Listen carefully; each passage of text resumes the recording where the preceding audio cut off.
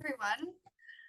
Thank you so much for joining us this evening. While we kind of let a few more people filter in, I'm just going to introduce the webinar and then we will carry into tonight's presentation.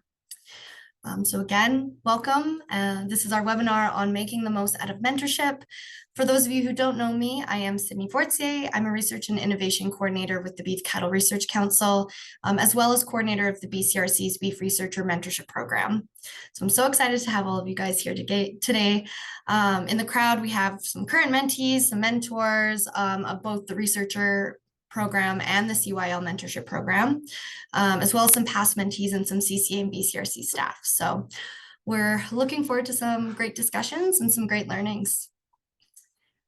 For those of you who are looking for some context, the idea of this webinar really came to be as I was trying to figure out how to cram more information into the program about leadership in the larger beef industry without completely overwhelming our mentees, specifically in the orientation meetings. So we decided that having these bite-sized webinars with some open discussions would not only help to everyone to retain this information, but to also stimulate some important conversations with like-minded groups. So the goal of tonight's webinar specifically is to hear from a wonderful mentorship match who were able to make the most out of the program and even maintain a relationship beyond the official program. So we'll be hearing from a match from our 2022-2023 researcher mentorship year. And this includes mentors Cyle and Erika Stewart and Dr. Roy Lewis, who mentored veto researcher Dr. Tony Faccuiolo. Once we hear from them about their experience and key takeaways, we'll open up the floor to questions and discuss how to make the most out of a mentorship program, whether you're currently a mentee mentor or hoping to be one or the other in the future. So all that I ask is that you keep your mics muted during the presentations, and then after the formal presentation, I'll welcome some hand raising and I can call on you to ask a question, or feel free to unmute to ask your question and participate in the discussion. I'll also be monitoring the chat, so if you'd rather input your questions or comments there, please feel free to do so. Also, just so you guys are aware, and you may have noticed, this session is being recorded, and we'll share it with everyone who's registered. If there's someone you know who was invited but couldn't make it and is not registered, or someone from outside either program who's interested in the information, I'm happy to share that with them as well. So just let me know. But without further ado, I'm going to introduce our speakers. We'll first be hearing from Cyle and Erika Stewart, followed by Tony, and then we'll hear from Roy and then open up into our panel discussion. So our first speakers, I invite you guys to share your screens. So Cyle and Erika Stewart, along with their 3 daughters, operate Pine Ranch in Morse, Saskatchewan, where they run a commercial cow-calf operation and grass yearlings. They're Saskatchewan's 2024 Outstanding Young Farmers and are constantly looking at new ways to learn and improve production practices. Soil health, cattle nutrition, and low stress handling are integral components to their operation. Cyle went to college in Montana on a rodeo scholarship, and he currently sits on the Canadian Ranch Roping Association Board of Directors, is an RM counselor, and sits on the Saskatchewan Agriculture Matters Board in an executive position. Cyle is also very passionate about working horses, stock dogs, and low-stress cattle handling. Erika completed a bachelor degree in education at the University of Alberta, where she played varsity rugby. Erika also completed the Cattlemen's Young Leader program as a mentee, now currently a mentor, was the inaugural president of the Young Cattlemen's Council, and completed the CWA's Next Gen mentorship program. Erika is very passionate about advocacy and enjoys sharing the story of beef production with consumers. Currently, Erika is the provincial coordinator for the Verified Beef Production Plus program in Saskatchewan. So, Cyle and Erika, the floor is yours.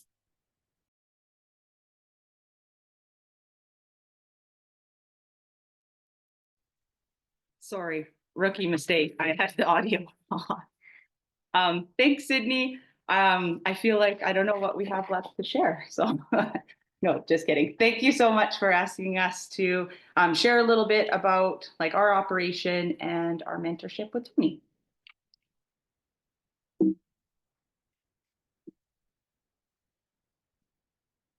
So like Sydney said, we ranch with our daughters in Morse, Saskatchewan, so just kind of north of Morris in the Coteau Hills. So we have a lot of native rangeland that we run cows on. We have a commercial cow-calf operation. We grass some yearlings, and we also sell our calves direct to a local, like about 2 hours away feedlot in the fall. So just a little bit more context about our operation. And again, the majority of our operation is comprised of native grassland, which is great. We are very passionate about the grasslands and, the other animals that call our ranch home, but it also can be very tricky in times of drought, like we've seen in the last few years. So just, we've really tried to adapt and learn how to manage that grassland. So this is our solution to our HR problem and having a big crew. We rely pretty heavily on horses and dogs. So that's something we're both very passionate about. It's very helpful and very effective in how we operate. The last few years, we've taken a special interest in learning more and implementing amp grazing on our place. So this is an aerial shot of our ranch.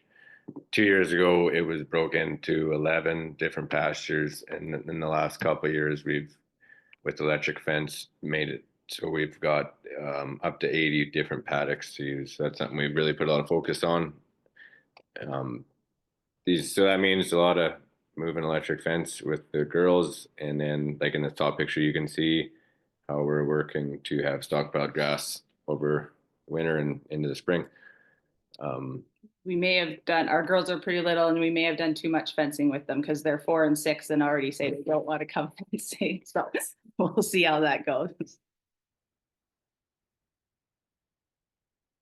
So like Cindy said, in 2022, we were paired up with Tony as his mentors.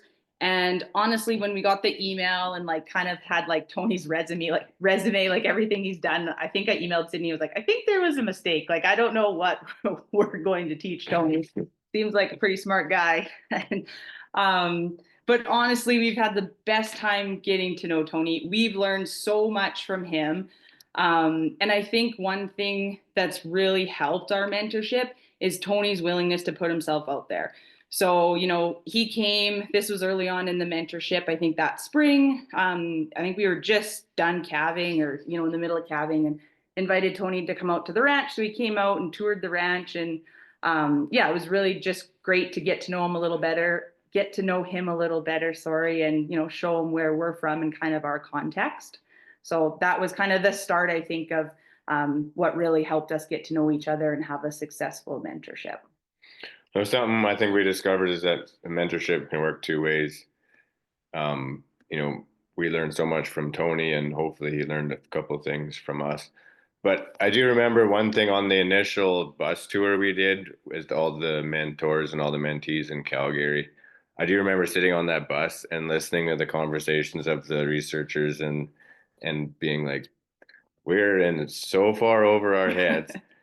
I feel like I'm sitting on this bus with the cast of The Big Bang Theory. But then I got to thinking about it, and I got more in common with these people than I do at like a friend's wedding. We could talk about cows all day long, and that's what we all had in common. And that's how it didn't matter where we went to school, how, what our backgrounds were. That was something we all had in common, and we could all, visit about that all day long and learn from each other. Oh, and I've taken the opportunity to, I have Tony's number now, so I call him to check in here and there, and even just for BS, but also to, if I have a question where in his area of expertise, it's a pretty good opportunity to use that, and this being through the program. Yeah, so I guess we just wanted to really emphasize that mentorship can be a two-way street. And we, to learn collaboratively from each other has been like a huge benefit for us as well. And then here's another one. I hope you're okay with that, Tony. We just love this picture so much. So we invited Tony to come out when we were pre-weaning vaccinating our calves a couple years ago. So he helped us vaccinate. And then he even was like up for hopping on a horse and helping us move pairs back to another field. So again, just like we would really emphasize like putting yourself out there, because that's really helped. Like it's just been really fun to get to know Tony on that level and have him come out so much. And then also when we were thinking about this webinar and like, ways that we thought why this was so successful, like our mentorship pairing, was that Tony is at a lot of industry events. So that would be something that I would really encourage anybody in a mentorship, because that's one of the things that's helped us be able to continue this relationship. Is it wasn't just a one and done, you know, we had this mentorship year and we didn't ever see Tony again. We get to see him at SAS Beef Industry Conference, at the Canadian Beef Industry Conference. So like a few times a year, we get to touch base and just, you know, keep that relationship going. So that's something that we felt was really important. And we just wanted to like really emphasize to anybody right now that's in a mentorship, is the more you can get out there and attend industry events, I think it's really helpful for the relationship, but also like your own personal networking opportunities, right? There's a lot of people you can meet by just showing up and being there. And then I just wanted to mention that's something that I found helpful. So unfortunately, we didn't do this with Tony, but we've learned and grown and, you know, are hopefully better for it.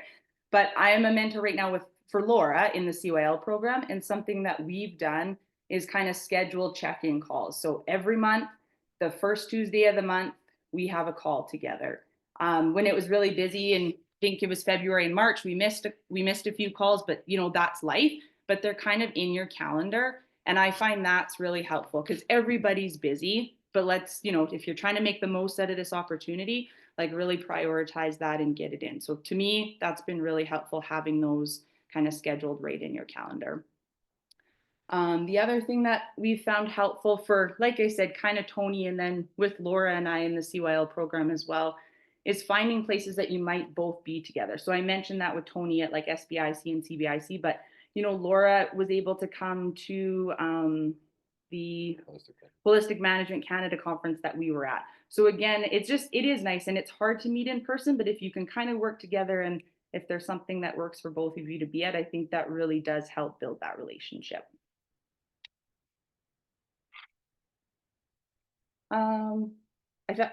So I actually had one more thing. Sorry, I'll go back. I thought I had another slide, but the other thing that I just wanted to mention with your mentorship, when you're thinking about it, like your goals and kind of just your overall vision, I think can really be helpful to help be that kind of North Star or guide for you. So you know what you want to get out of it.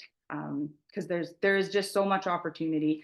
And I will say that when I was in CYL, I literally knew nobody. And so they're like, go network, go meet people. And you're like, I feel so uncomfortable. Like, you know, but if you can get over that, amazing things can happen. I've met some amazing people who've had huge impacts on our life, our business.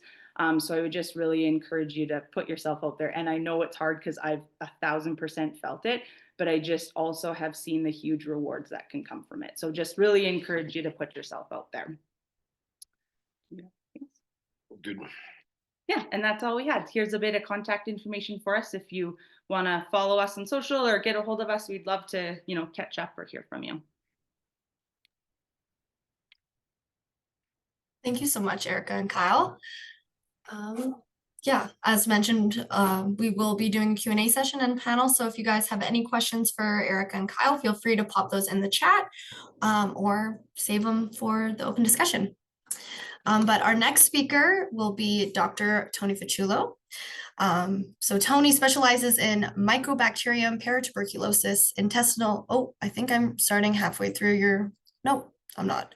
So he specializes in Mycobacterium paratuberculosis, intestinal mucosal immunity, and vaccine development for Johne's disease. He completed his Bachelor of Science and Master of Science in Biology at the University of Waterloo and earned his PhD from the University of Guelph. Tony joined Vito as a research scientist and principal investigator in April of 2002 and is an adjunct professor in the Department of Veterinary Microbiology at the Western College of Veterinary Medicine.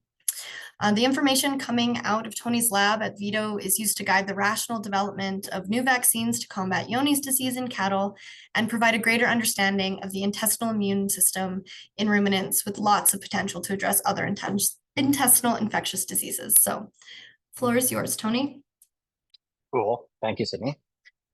Well, I guess I can fly through. Oops. There we go. I'll fly through my introduction now, which is great. And my pairing with the mentors, which is great. And they've said so many awesome things and captured a lot about this program. So just capturing the mentee side of things, maybe I'll just go over my experience and kind of the takeaways from that.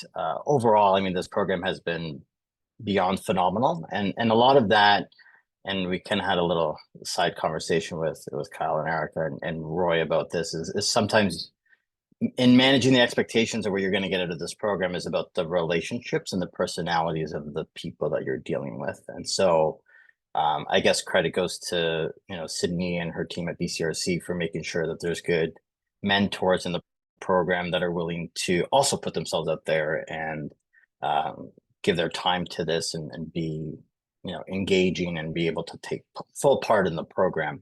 And so I think sometimes it's not just about the mentee putting themselves out there, but it's also if there's any mentors on the call or people who want to be future mentors to keep that in mind as well, that you have to kind of reach out to your mentees and try to guide them along the way.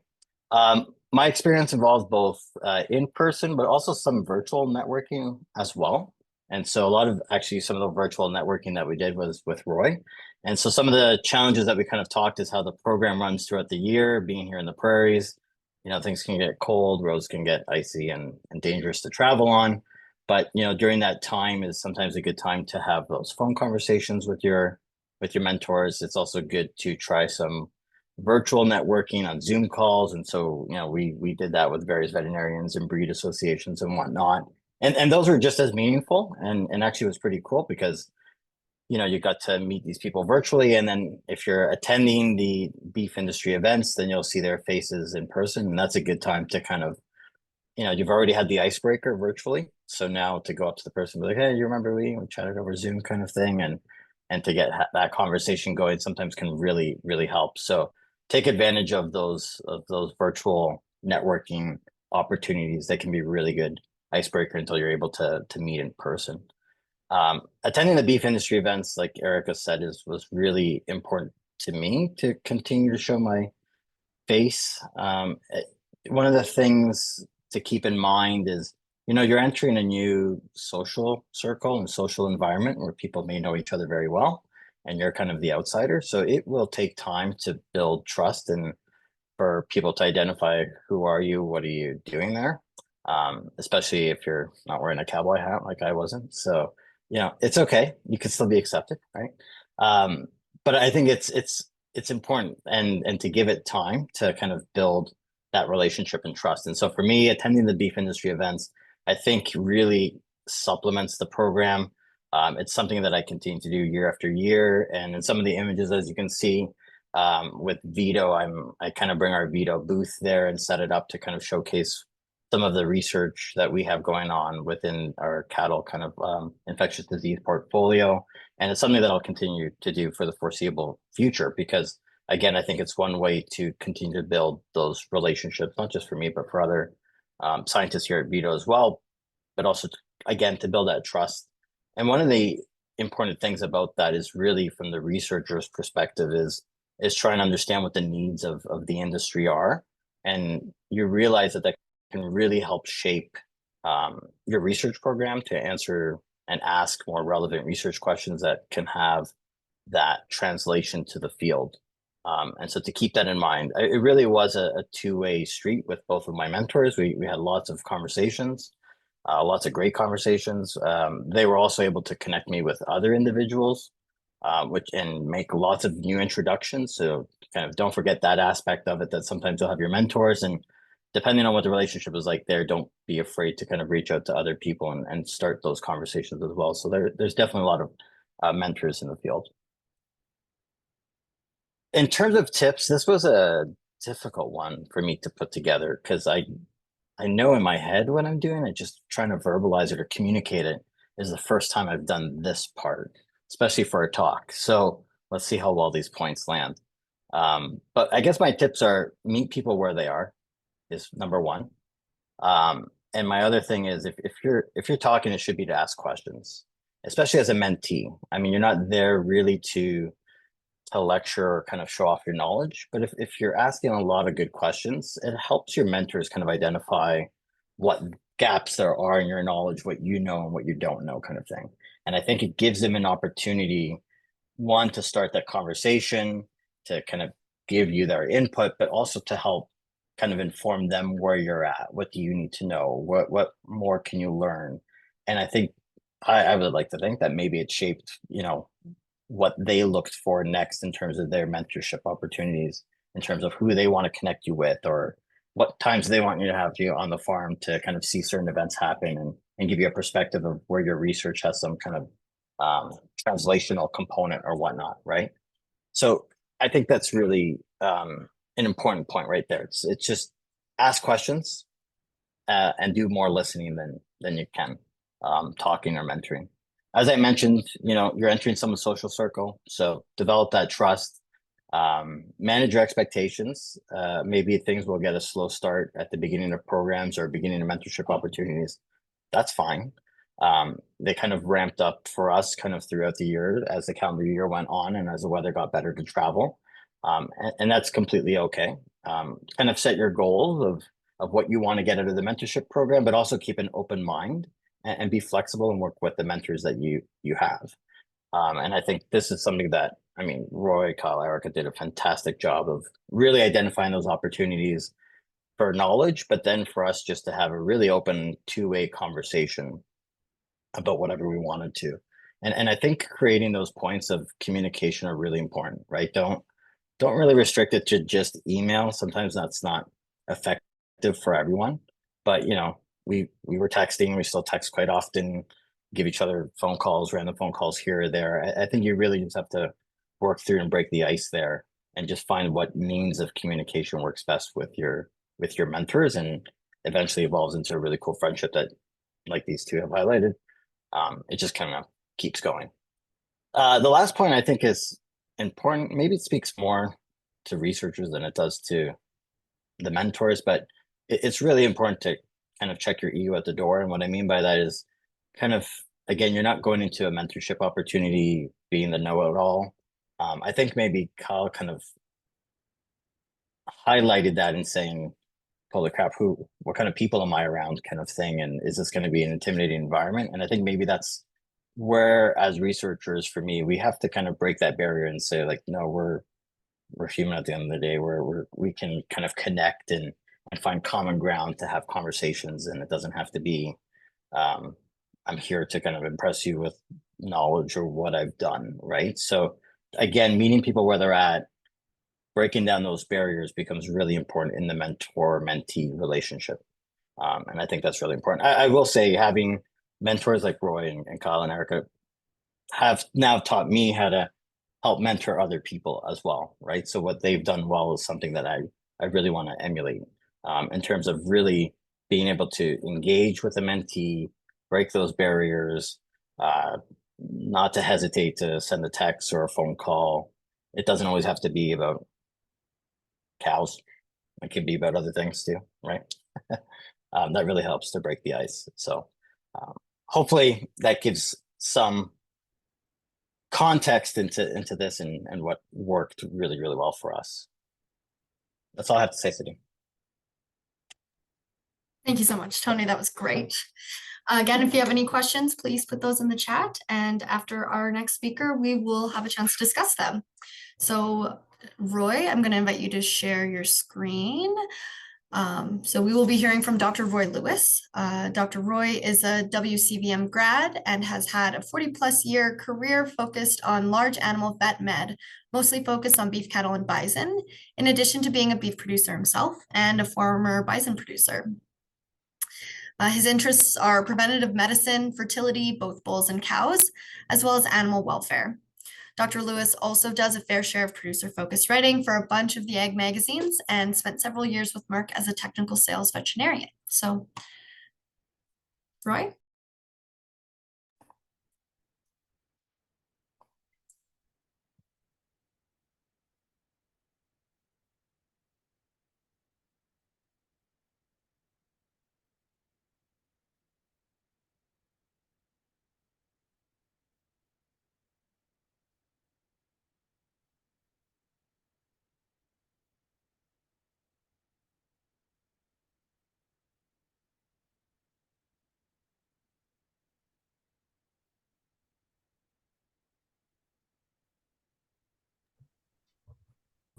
We're okay?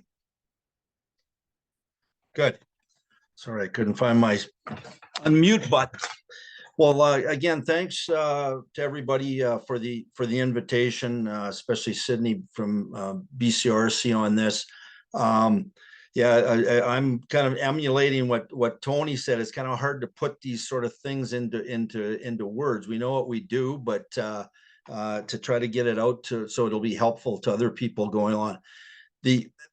Tony, Cyle, and Erika, I think, really stressed a lot of the things that I could ditto, and I'll just maybe go into a couple examples of what we did, and then hopefully that'll be of some benefit to you. I've got some crazy pictures in here, which I always put in to kind of break the ice, and this is transportation and somewhere I think in the Philippines, but the neat, I guess there's always two ways to look at these pictures. One, you could say their transportation methods are a little bit unorthodox, but I think those animals on the back, and I'm not sure, Cyle and Erika, you may have a little better experience than me. I think they're alive. And if they are, how did they get them there? That's all the things that I kind of wonder about. So again, with this mentorship, it was a bit of a wonderment in my standpoint, because I, like Cyle and Erika, looked at Tony's resume and think, oh, shoot, I'm a veterinarian, but I'm not sure if I'm going to offer that much to him. But really, we have to think that we're all here. We were picked. Sydney has done I think, an exceptional job for the mentors and the mentees, how she matches them together. And I'm sure she's trying to expand her network at all times too. But really, I kind of look down at it as we all had this common goal, and then that's probably making the cattle industry better. So this research and then tying in everything, kind of the circle, if you like, is a way to get, and that's what I really believe in with the BCRC program, was getting the most results from kind of research that then becomes applied research. Is it going to be practical when it finally comes out? And I think all of you, and I was in your seat, a couple of years ago now, was that you've been asked, because of your expertise, involvement, knowledge, whatever connections to this project, and whether you're an expert in the research, an expert producer in multiple locations that can give all that sort of thing, or an expert in some of the disease process and that sort of thing, you all add into the thing, and that's what we all have the common knowledge about. As Cyle said about cattle, right? This is making the cattle industry better. So and just at the beginning, and I know you've all been picked already and probably gone by this stage, but I think it's really good to clarify, what is the actual ask on this mentorship thing, mentorship mentee thing, and the amount of involvement. I always sort of do that too, because probably some of you at first go, gee, are we going to have to meet every week? I live in Saskatchewan, and the mentees in BC, or whatever the case may be. And distance can be a bit of an issue in Canada, but as has been mentioned about all the other communication techniques, that helps. And I think, you try to go for that one-on-one. Erika mentioned about some of the meetings and that sort of things that come up, that you can sometimes, if you got that or that will, you can sort of make those things happen. So the other thing is, if you do know the ask, don't be afraid to say no if the fit is not right. I guess what I always try to do, and I've said no to a few things over the years, but if I say yes, I'm going in and I'm going 100%, because that's just sort of the way I am. And I think everybody else that I can see is doing that as well. If they say they're going to be involved, they're going to try to make it the best they can be. And if I know with specifically with Tony and I, we kind of talked specifically about what the absolute need was on an earlier discussion, and from that, then I could kind of set forward maybe some plans to meet people. Producer me, we talked about association meetings and that sort of thing, sort of fanned out from there to other people that might be interested. And again, you can you can think of this as a pain in the ass, but it really isn't. And again, two ways to look at this slide. The guy is insane there that's, you know, doing the bull running. But as a veterinarian, I kind of worry about, you know, tending to the needs of this poor bull that's now got a bit of a sore neck from throwing this guy around. But anyway, that's, I give this on a pain control talk, and you know, you could argue pain for the bull or pain for the human there, but the other thing, alcohol was involved, because if you can see in his right hand, he has a beer can squished beyond belief from the action that was happening. The communication average, I think we went all over this, and with modern communication and these Zoom meetings that are, as Tony indicated, kind of like being there in person. But I mean, it is really good to have that that one-on-one if you can get it. But again, don't be too disappointed if that doesn't work, or you kind of work at doing it 3 times in the year and you accomplish 1. I mean, that's okay. You make up for it in the other things that happen. And there's, you know, amazing things that come with a couple pictures, a short video, along those things, if you're talking about specific things.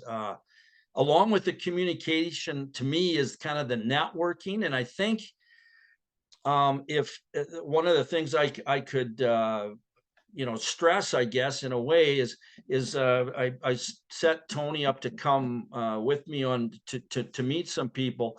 But I preset that up. I kind of said, you're going to get this guy. He knows, it's amazing what he knows about Johne's disease and research and that. But really, he wants to talk to you, and he wants to get your expertise on, you know, how the cattle industry works, or how you process cattle, or so. He's going to ask you a lot of questions.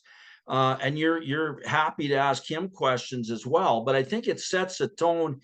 If you come in with if this is somebody you know and you think would be valuable to this, if you set it up at first, I think it makes that breaking the ice that Tony mentioned a lot bit easier, and they just accept them in. And you know, I did say, Kyle, that this guy will not come dressed as a cowboy. He will not look like a cowboy to you. That's okay. You know, just take him for what you, and that went a long ways. And again, Tony was, you know, I thought very humble and asked lots of good questions. I mean, he comes in asking the questions that you know, that he needs answered, sort of thing. And he was only given what his expertise is if he was asked, and away we went. So that reaching out to other people to expand his network, and indirectly probably expand yours as well, is a good thing. You know, and again, I think we're just much stronger, wiser, more effective when we work together to a common goal. That's really what all this is to me at the end of the day. I think, Tony, in a way, I would have liked to have shown a few of these pictures of what his research involving, but Johne's disease, and how I can say that is, you know, he's trying to find out, essentially, let's say, a cure for Johne's, or, you know, through vaccination, so we can eliminate the cows like this that probably become an animal welfare thing, and then they're also a burden on the industry for, you know, economics and that sort of thing. And to quote something from a movie, and I won't get into the movie, but it really kind of moved me, that you know, Tony has a very, you know, lofty goal. And I know he's a humble person. He would never say that, but that came out on a movie, that, boy, you've got a real you know, lofty goal here. And the answer from the person was, well, yeah, that's why I want to pursue it. So it's a big, I think at the end of the day, it's a really big thing if some of this can get done through collaborative effort, and we don't waste a lot of steps going the one way. So I know it's all about manure and everything else here, but this slide, again, a researcher will you know, really maybe find out the whole bunch of different ways to do things properly and have it researched. And that I kind of come in the middle, and I kind of think I'm a bit of a master of improvisation. Like, this was a bull we couldn't fit in a chute, So we got to come up with a way on how we can do that so we can semen test them. So again, it's an N of 1, which is, I'm kind of pretty good at that, I think, Tony. So, you know, I said I did a trial. I tried it with one animal at work, so I'm kind of living. But hopefully, we can sort of be the balance a little bit for the researcher, for the researcher, the mentee type of thing. And I just want to kind of, the one last thing is, I think, again, thinking outside the box, even thinking even loftier than what what the original goal is, or what it might be down the line. I know we talked about what, this is the Beef Cattle Research Council. That's who sponsors this program. And that's where the money is coming from to do that program. But I even posed the question, and I think it hopefully brought up, since it's more than just beef. I mean, the purebred sector came into our thing, so we looked that way, and now there's more beef on dairy, so we're kind of involving dairy. And I think really the beef cattle industry can be kind of a leader this way, as far as making these things work and coming up with some really good information that may extrapolate out onto other species that either don't have the money, expertise, or that sort of thing to go. That's maybe a little bit out there, but I just wanted to set that out. And yeah, again, the goal here, the setting the expectations to the visits and gets-togethers higher, and don't be afraid if they don't all get it done. That's okay. That's life. And we're all busy. And how you get to help people is ask busy people to help you, because they'll make it work. And our conversations were late at night, in the morning, whenever. I'm not sure if Cyle and Erika ever, talked to Tony from the back of a horse, but I can imagine they might have, right? I mean, this is how we can sort of get things done, and it really kind of gets us all working on the same page. And I think that's probably about all I've got to say here. The one last thing, and this really, and you get what you put into this thing, and then much more. I would say in my case, I'm the mentee now to Tony, who's the mentor. It's kind of, the roles have been reversed. I'm learning as much from him as he ever did from me. And you're helping for that sort of, again, the circle of life when it comes to research, the whole coming up with an idea and seeing it go to fruition with people in the industry to help make that happen, and get some real good for the cattle industry. And I got no regrets in there. I do have absolutely no regrets about doing this. The only regret I have a little bit, I should have collaborated more with Cyle and Erika. I think it would have been a great thing, but again, it's coordinating all that together, and I would have learned a ton from them. So it's a big partnership that I think can go a long ways, and I see it in our case with all of us, I think, going well into the future. I'm talking to Tony now and again, and we get together, and it's great. So it's carrying on past the 1 year commitment. Yeah, I just threw that last statement in the end when research, and it makes me real sad when people have super good research, and then for some reason it won't come to fruition because it's not convenient enough. So convenience trumps efficacy, and then price and all that kind of stuff. So I'm with you on some of the projects you've got going, but I think with all of us together, maybe we can help massage that out so that it becomes better for everybody down the road. And I think that's all I've got to say, Sydney, on my soapbox here. But and just as a summary for everybody, I think we all really enjoyed it, and again, we got way more out of it than I know I did than I put in. That's for sure.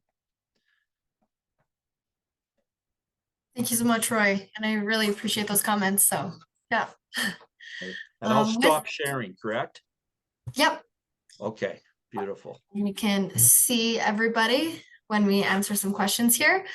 So yeah, like I said, feel free to raise your hand or unmute or pop those questions in the chat if you have any. But I do have a couple of questions for you guys to kick us off. So this one is probably more of a question for Tony, but in all of your guys' presentations, you did mention that mentorship is a two-way street and there was learning to be had from both mentee and mentor that go both ways.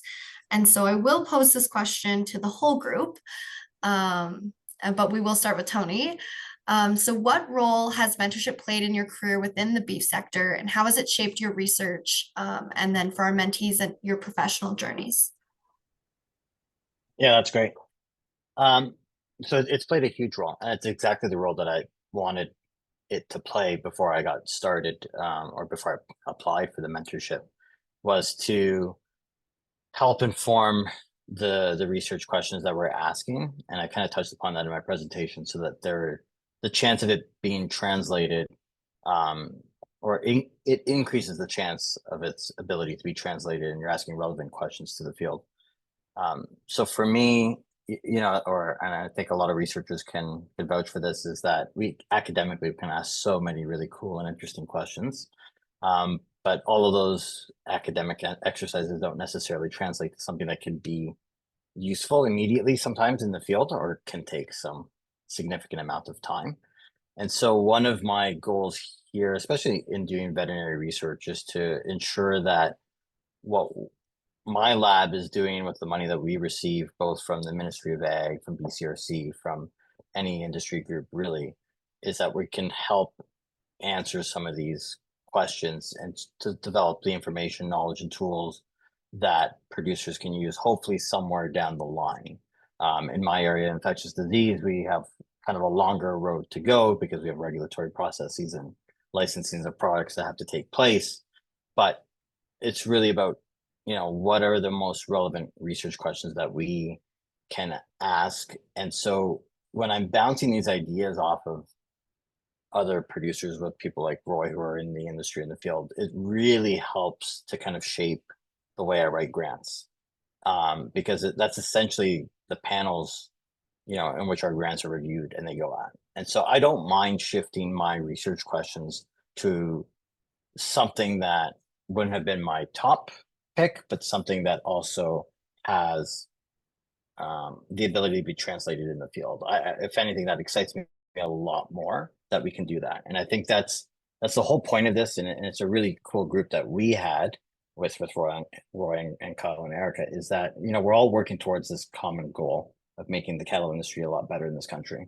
And probably one of the best in the world. And I think the more that we can align with that and contribute to that, the better it is. And so that's been the major impact of this. And that's exactly why I continue to go to industry events, continue to have these conversations. I mean, every time I get phone calls from them with questions, they don't know this, but they're really feeding my grants and my ideas. So I'm really stealing it from them, right? So that's one motivation to keep the lines of communication open. Sorry, guys. But that's exactly what it should be, right? Is that they're supposed to funnel all those questions, hopefully somewhere meaningful, where they're like, can you do something about it, right? Where can you influence research in this area to go that would help us? And so that's been the tremendous impact of this all. And it's definitely something I'm going to carry forward in my career for sure. Yeah. Thanks for that. Cyle and Erika, do you guys have any comments or anything to share? I think as far as something that we learned from that I learned from this was I was always bad at only talking to people who I thought I had something in common with, like I kind of talked about earlier on the bus. But because Sydney, you locked us in a bus and forced us to talk to people who we wouldn't maybe talk to all the time, it's going forward, I don't hesitate to talk to someone who dresses a bit different than what I do, or whatever it may be. There's so much you can learn from people because of what their area of expertise is. And so I'm way more comfortable now talking to anybody at industry events or getting out of my comfort zone. That's something I definitely got from this. So thanks for locking us in that bus together. Yeah, and I'll maybe just add, I kind of mentioned it, but honestly, mentorship programs have played a huge role in my life, like for our business, for me personally. And so, yeah, I guess you just never know who you're going to meet, right? So put yourself out there. like Kyle said, you don't know the next person at a conference who Tony introduces us to, or, you know, just how it would work. Like I applied for the next gen mentorship program and was like, not sure. I was like, am I too old? Like, should I, you know things by now?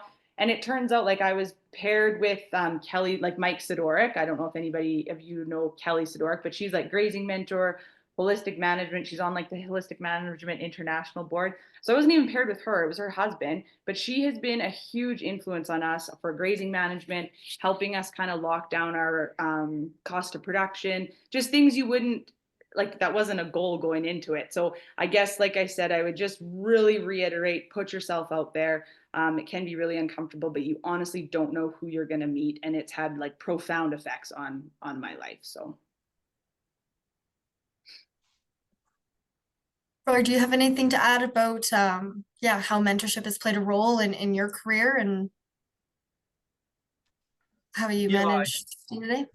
Yeah, I think it's a matter of, you know, searching it gets to you to where you want to go quicker, because you find the right people and you know, as mentors, let's say, I think it's having to recognize initially the ones that do want to, you know, teach and maybe spend a little bit more time with that. But it's finding those people, and as they've all said, it gets you out of your regular circle. That's the exciting thing. And you can always come back to you have things in common, right?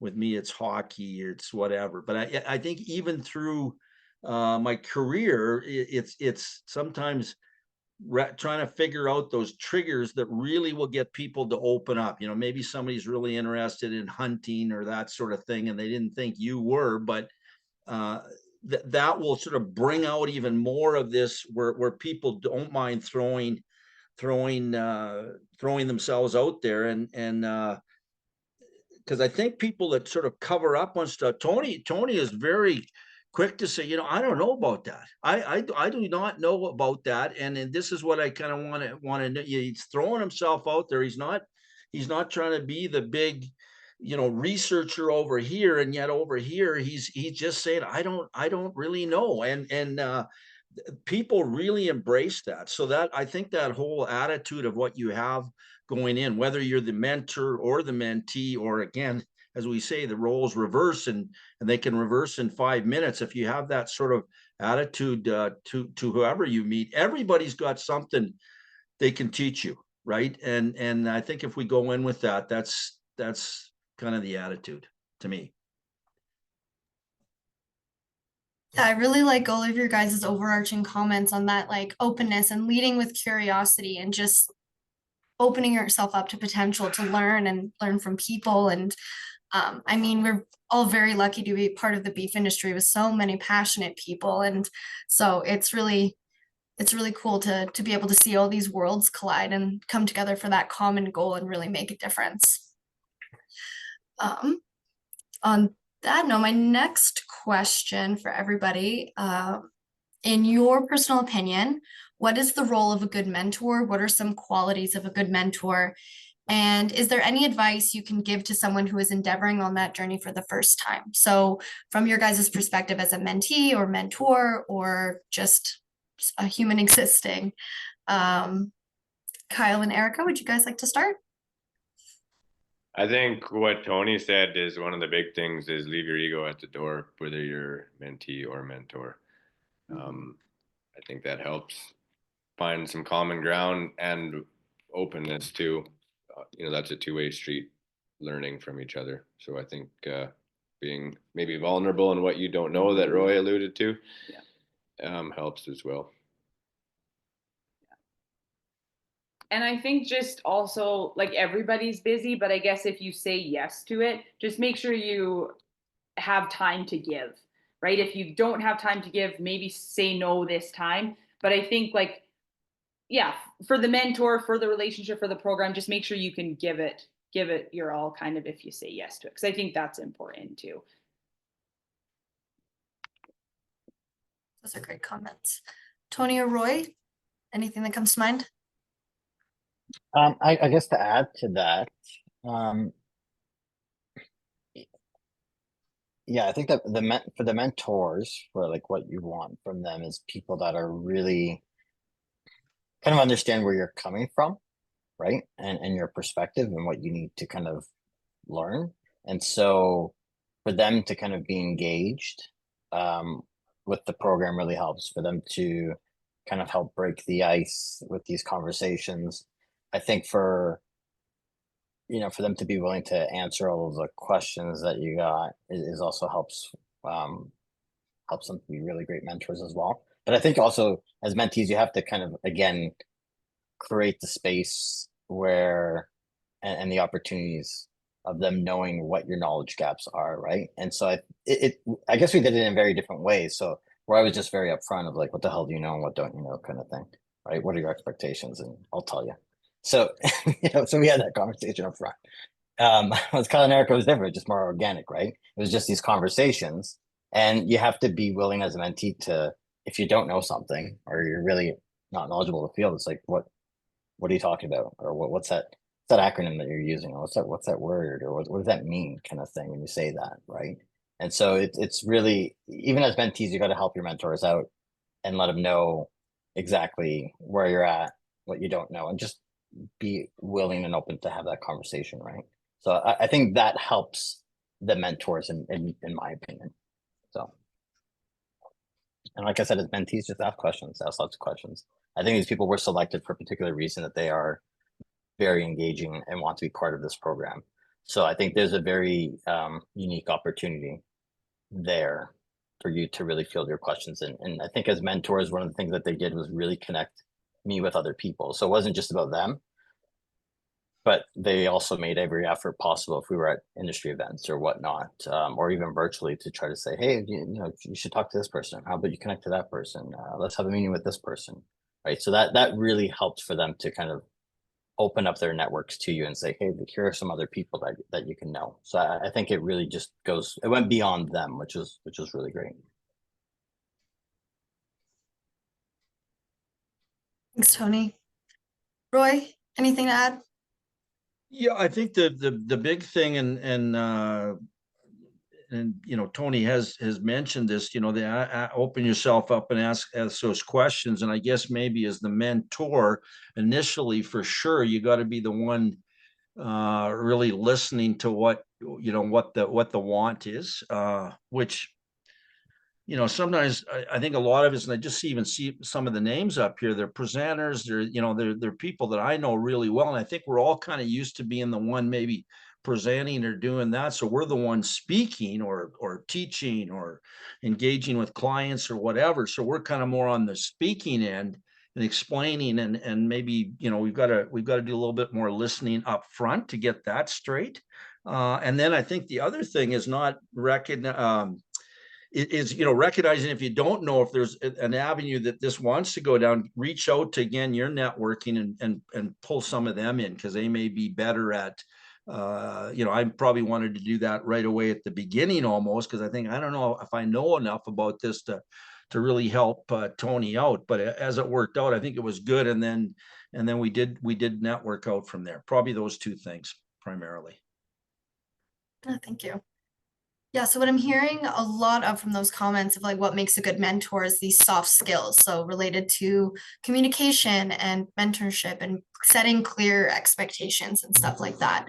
So I guess kind of on that note, something that you guys have mentioned in your presentations, and it's come up a little bit, is that you are busy people. You guys are very motivated in your research, in your careers, in your operation. You're already spread pretty thin. So how did you make mentorship a priority while you were in the program? And how do you, create that time management in order to make sure that everyone's getting out of it what they're putting in, and potentially even more? Whoever would like to answer that one first, feel free to jump in. I guess I'll start. I think you have to make the time for the things that you find to be a priority, right? So you're right. Like, I think we're all busy and spread pretty thin, and it can be difficult to find that time. But I think you just have to make it work. If you really consider this a priority, this is something that you really want, and it's an opportunity you want to take advantage of, then you have to make the time. And so I think from the mentee perspective, I think out of respect for the mentors, I worked around their schedules.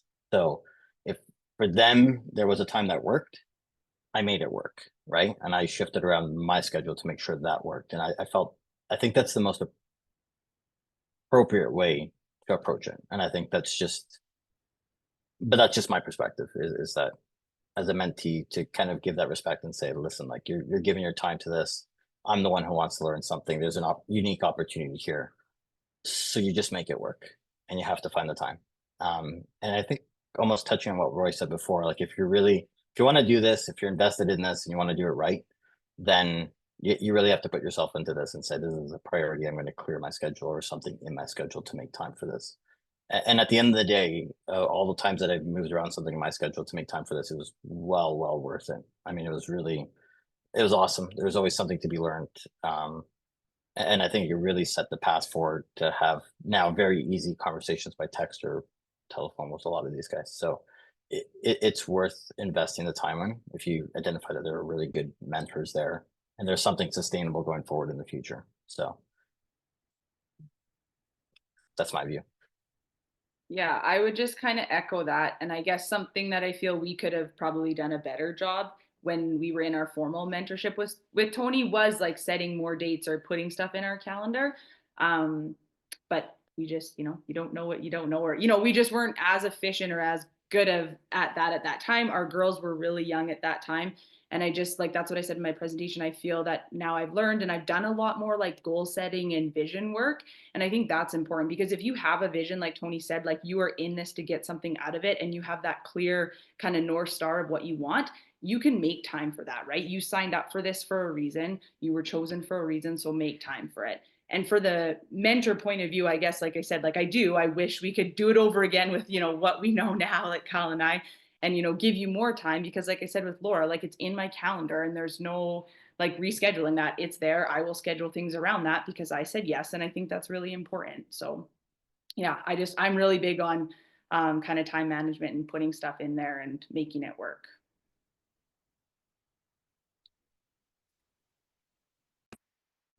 Thank you, guys. Roy, did you have anything else that you wanted to add on time management and making it? Yeah, not too much other than I think the planning right at the beginning of the year. And again, set the goals loftier, whatever. And if you don't make them, that's fine. I think it's I can probably be a little bit of a procrastinator. So as Erika said, if you have a date set in mind, I mean, I had these things I wanted to tour Tony around. That's how we were going to do it.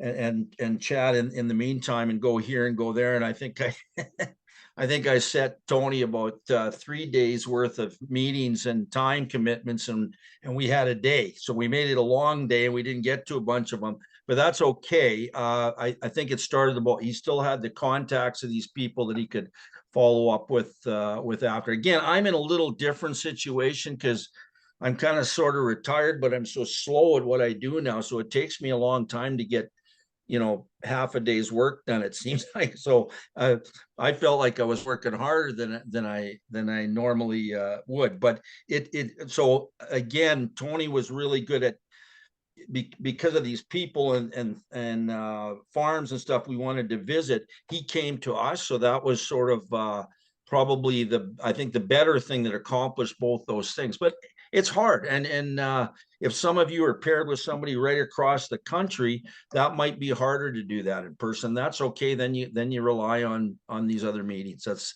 and maybe key industry events that you both might be going to possibly. That's probably a good way to look at it as well. That's all.